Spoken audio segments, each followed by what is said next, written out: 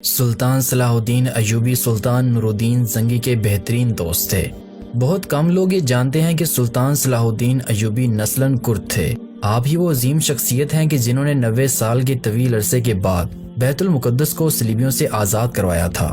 سلطان صلاح الدین ایوبی نے مصر میں موجود فاطمی خلافت کا خاتمہ کیا تھا۔ سلطان ایوبی 1138 عیسوی میں عراق کے شہر تکریت میں پیدا ہوئے تھے۔ سلطان صلاح الدین ایوبی ہی وہ عظیم جرنیل تھے جنہوں نے ہتین کے مقام پر 7 صلیبی بادشاہوں کی متحدہ افواج کو عبرتناک شکست دی تھی۔ سلطان صلاح الدین ایوبی وہ بہادر سلطان تھے جن پر حسن بن سبا کے فدائیوں نے عیسائیوں کے کہنے پر 3 بار قاتلانہ حملے کیے تھے، لیکن ہر بار اللہ تعالیٰ نے سلطان کی حفاظت فرمائی۔ جبکہ حیرت کی بات یہ ہے کہ تینوں مرتبہ سلطان اکیلے تھے۔ سلطان ایوبی کا عدل اس حد تک مشہور تھا کہ عیسائی بھی انصاف کی خاطر سلطان کے دربار میں آیا کرتے تھے۔ سلطان کے دور میں عوام کی سہولت کے لیے کثیر تعداد میں شہروں میں ہسپتال بنائے گئے۔ سلطان کے دور میں مصر امیر ترین شہروں میں شامل ہوتا تھا۔ کیا آپ جانتے ہیں کہ سلطان ایوبی کو اپنے محسن اور ہر دل عزیز شخصیت سلطان نور الدین زنگی کے بیٹے کے خلاف تلوار اٹھانا پڑی؟ کیونکہ سلطان نور الدین زنگی کا بیٹا الصالح صلیبیوں کے کہنے پر سلطان ایوبی کے خلاف ہو گیا تھا۔ سلطان صلاح الدین ایوبی ایک سچے عاشق رسول تھے۔ 1186 عیسوی میں جب عیسائیوں کے ایک ایسے ہی حملے میں کہ جس میں رینالڈ نے یہ جسارت کی کہ اس نے بہت سے عیسائی امراء کے ساتھ مدینہ منورہ پر حملہ کرنے کی غرض سے حجاز مقدس کا رخ کیا، سلطان صلاح الدین ایوبی نے ان سرگرمیوں کی روک تھام کے لیے اقدامات کیے اور فوراً رینالڈ کا تعاقب کرتے ہوئے اسے ہتین میں جا لیا، اور یوں 1187 عیسوی میں ہتین کے مقام پر تاریخ کی خوفناک ترین جنگ کا آغاز ہوا۔ اس جنگ کے نتیجے میں 30,000 عیسائی مارے گئے۔ اس جنگ میں رینالڈ گرفتار ہوا اور سلطان نے اپنے ہاتھ سے اس کا سر قلم کیا۔ دراصل رینالڈ حضرت محمد صلی اللہ علیہ وسلم کی شان میں برملا طور پر گستاخی کیا کرتا تھا، اور سلطان ایوبی نے اسے اپنے ہاتھوں سے مارنے کی قسم کھائی تھی۔ ہتین کی فتح کے بعد سلطان ایوبی نے بیت المقدس کا رخ کیا، اور ایک ہفتے کی خونریز جنگ کے بعد عیسائیوں نے ہتھیار ڈال دیے اور رحم کی درخواست کی۔ بیت المقدس پورے 90 سال کے بعد دوبارہ مسلمانوں کے قبضے میں آیا اور تمام فلسطین سے مسیحی حکومت کا خاتمہ ہو گیا۔ بیت المقدس کی فتح سلطان صلاح الدین ایوبی کا عظیم الشان کارنامہ تھا۔ سلطان نے مسجد اقصی میں داخل ہو کر نور الدین زنگی کا تیار کردہ منبر اپنے ہاتھ سے مسجد میں رکھا۔ سلطان ایوبی نے بیت المقدس میں داخل ہو کر وہ مظالم نہیں کیے جو اس شہر پر قبضے کے وقت مسیحی افواج نے کیے تھے۔ سلطان صلاح الدین ایوبی ایک مثالی فاتح کی حیثیت سے بیت المقدس میں داخل ہوئے۔ سلطان نے فدیہ لے کر ہر عیسائی کو امان دی، اور جو غریب فدیہ نہ ادا کر سکے ان کے فدیے کی رقم سلطان صلاح الدین ایوبی اور ان کے بھائی ملک العادل نے خود ادا کی۔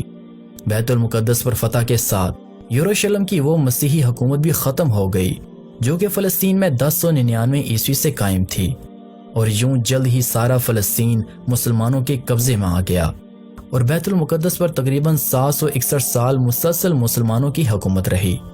جب بیت المقدس پر قبضے کی خبر یورپ پہنچی تو سارے یورپ میں کہرام مچ گیا اور ہر طرف لڑائی کی تیاریاں ہونے لگیں۔ جرمنی، اٹلی، فرانس اور انگلستان نے فوجوں پر فوجیں فلسطین روانہ کیں۔ انگلستان کا بادشاہ رچرڈ جو اپنی بہادری کی وجہ سے شیر دل مشہور تھا، وہ بھی اس جنگ میں شامل تھا۔ یورپ کی اس متحدہ فوج کی تعداد 6 لاکھ تھی۔ یہ عظیم الشان لشکر یورپ سے روانہ ہوا اور عکا کی بندرگاہ کا محاصرہ کر لیا۔ اگرچہ سلطان صلاح الدین ایوبی نے تنہا عکا کی حفاظت کے تمام انتظامات مکمل کر لیے تھے، لیکن صلیبیوں کو یورپ سے مسلسل کمک پہنچ رہی تھی۔ ایک مارکے میں 10,000 مسیحی قتل ہوئے، مگر صلیبیوں نے محاصرہ جاری رکھا۔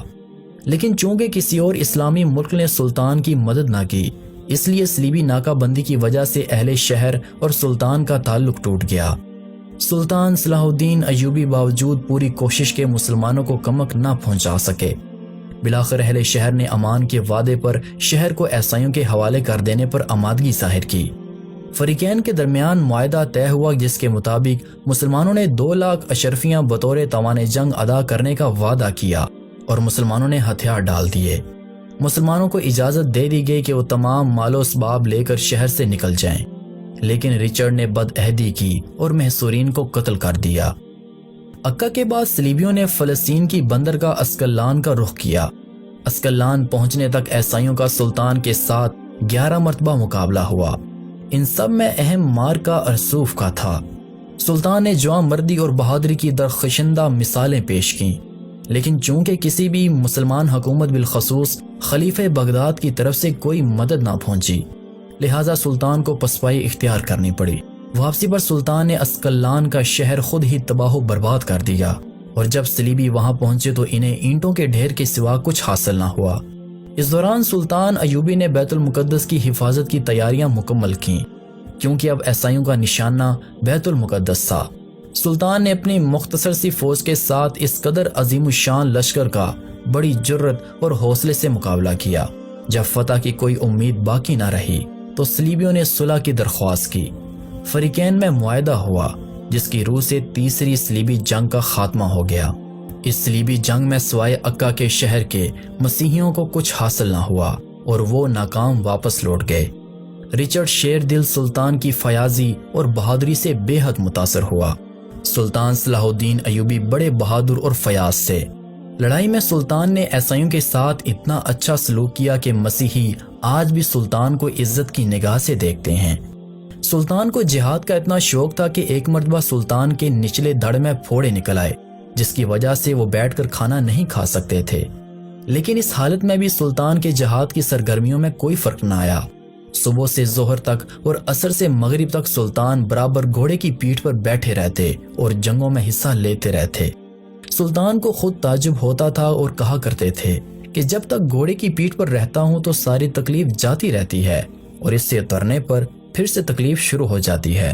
قاہرہ پر قبضے کے بعد جب سلطان نے فاطمی حکمرانوں کے محلات کا جائزہ لیا تو وہاں بے شمار جوہرات اور سونے چاندی کے برتن جمع تھے۔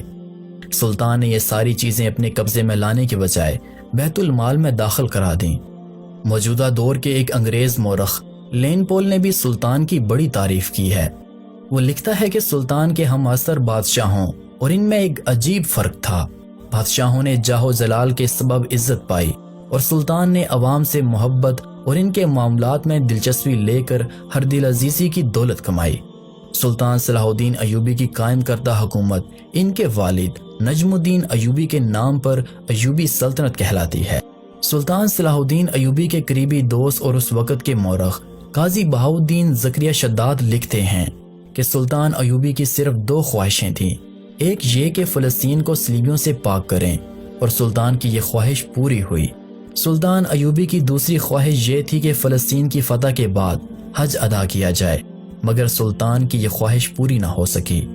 اس کی وجہ بیماری نہیں تھی، بلکہ یہ کہ سلطان کے پاس اتنے پیسے ہی نہ تھے کہ سلطان حج کے لیے جا سکیں۔ ان کی ذاتی جیب خالی تھی۔ مصر، شام اور فلسطین کا عظیم سلطان، جس کے قدموں میں سلطنت کے خزانے تھے، اور وہ اتنے غریب تھے کہ حج کو نہ جا سکے۔